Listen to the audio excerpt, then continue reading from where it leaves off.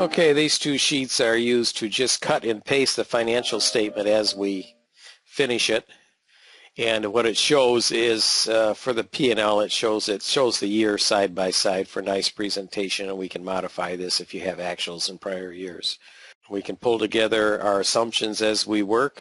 The summary is kind of a nifty output. It uses the Robert Morris model, now called the risk management analysis. And in here, you can see I have each of the years. We have the balance sheet, and then we have the analysis here coming down to 100. Then we have the same logic in the P&L, and then we have all these quick ratios and so on. And you can benchmark after doing some marketing research, comparing to industry standards, other company standards. In fact, you could have 3 or 4 different types of standards or your own internal benchmarks and see where we're headed.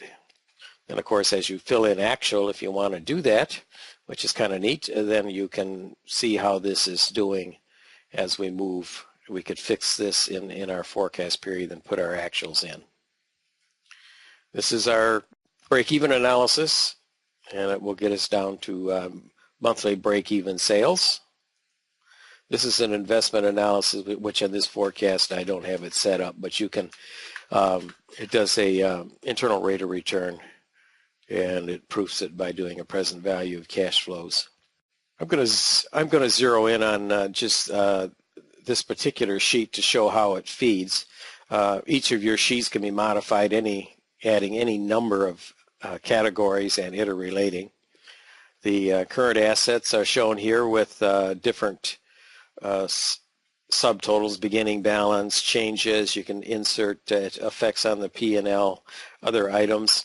And then it's summarized at the top here, where it's ultimately pulled into the financial statement. So if you look at your current assets, you can see here that it's coming from this cell over here. The other assets works with the same logic. In this case, I just wanted you to see that we have construction in process going on, and it could be even more complex, tied into your engineering studies, and ultimately we book the assets and zero out the account, and this ends up over on the fixed asset schedule. Current liabilities are same logic, non-current liabilities. Now we're over into the fixed asset and depreciation schedule.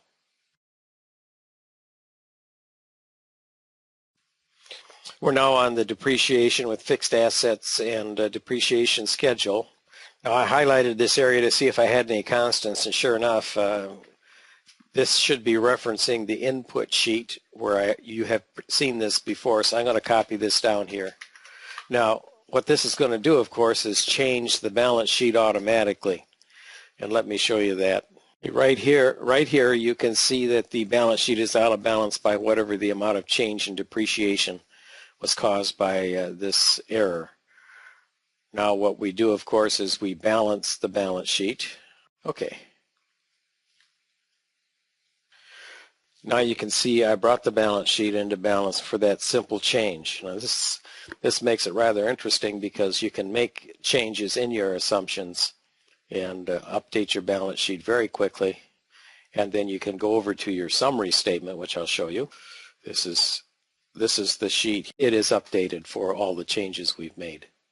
We can make all kinds of changes to the various assets by adding in formulas. We can bring the head count over as I'm doing here, multiplying by 1,500, and we're ending up with 4,500 in additional cost. I booked the construction in process to the building account. We're here, and there you go. That then updates the depreciation schedule, and there's the amount that's being financed based on our schedule. We're now on the long-term liability sheet here, and you'll see that we have this same fun chart. I highlighted everything here. If this thing goes into a negative balance on the maximum min balance of all these notes payable, it will print out, it will show an error message here which stands out quite clearly. This pulls together all the long-term calculation data, and here's where it's actually calculating the payment each month as we change the amount financed, and then there's a section to run off what you already have as long-term liabilities. And at the end of this, we can just keep adding and adding and adding notes. And on the, if you want to make the notes grants with zero interest, that's easy to do too. It's it looks messy, but it is all this is just automatically calculated based on the amount of months financed. So it trees off. The only asset I'm depreciating less than 60 months, which for a 5-year plan means we wouldn't see a waterfall, is the computer software. And here you can see it waterfalling off after 36 months as we have added assets and financed at whatever percentage rate. So it's a pretty cool and accurate statement. We also can fuzz off the long-term debt as well. In the depreciation, we can fuzz off the depreciation also. And that shows, you can see it's a fairly big spreadsheet, but it's the same logic with the waterfall effect and whatnot for the monthly additions. The summary sales sheet summarizes, and this is the heart of the system here in some ways, because we develop, here's our sensitivity thing here, and you can see it's picking up 1.15 and then multiplying it times the income and so on. We can just add pages and pages of various changes, head count, who knows what, amount of machinery, whatever. It can all be done in this, and those of you who've done forecasts are familiar. This is where I can work on G&A, and we can have up to 3 variables, and we can have a variable fixed factors, and we can even increment the fixed factor by a certain percent each year.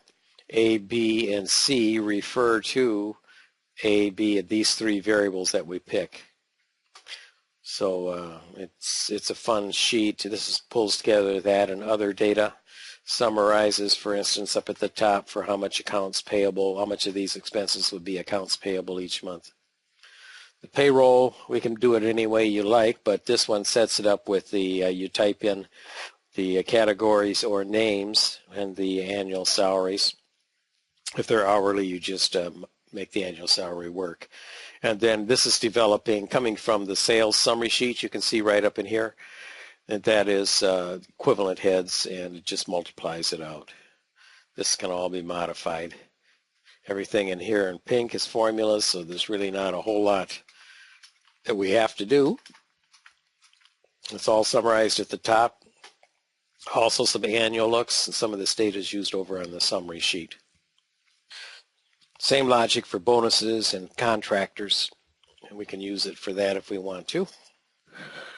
And we can add chart of accounts if you want it to tie in better with your ledgers and make it easier to update your budgets in your systems.